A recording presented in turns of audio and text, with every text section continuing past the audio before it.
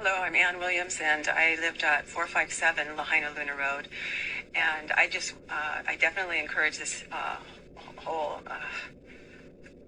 fire to be investigated further, not only for just legislation, but just on a criminal level. I'll just tell you my story.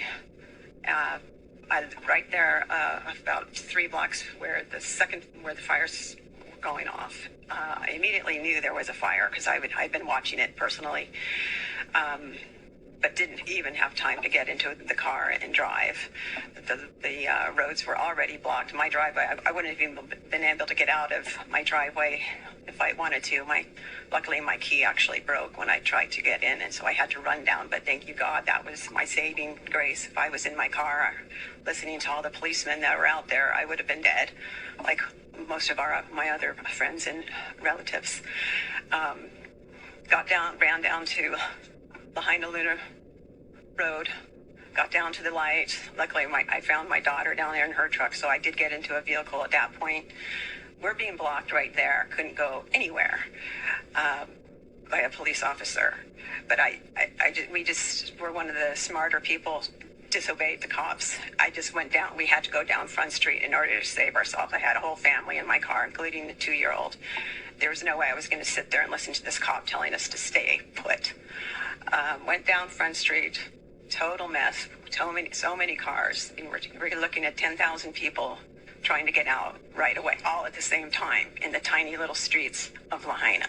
Everybody being forced to Front Street, not being able to drive on the highway because there were some power lines down in that immediate area. We went through Safeway parking lot, saw the power lines there, so we ended up going out. Finally, we did escape out the Fleming's Chart House exit to go north. We went north. Free sailing at that point after Fleming's got out there, but they hadn't blockaded us yet. I was one of the lucky few that got out that way. No power lines whatsoever. It was a safe exit all the way north, and we got to Honokawai that way. After me, though, they decided to block it. And there was still no power lines down because I did come out the next morning and I saw the death trap. It was where there were no power lines still yet the following morning. Everybody could have gotten out. Everybody could have gotten out. It was free sailing going north. But the police officer there, quote unquote, from direct other residents who talked to him, were walking, saw all the cars stopped.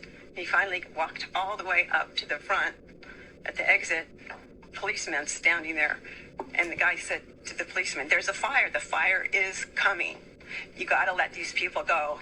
I've got orders." We need to investigate that. Who is giving these cops orders? I mean, the police officer might be taking orders. It's not his fault personally. But there's somebody above him that did this. And they need to investigate that. And then John said the far end of Front Street was blocked, bringing him in that way, and then blocked this way. It's obvious we were intentionally trapped. And I hope that this gets investigated further. And I have the eyewitnesses who have spoken to that cop directly. Thank you.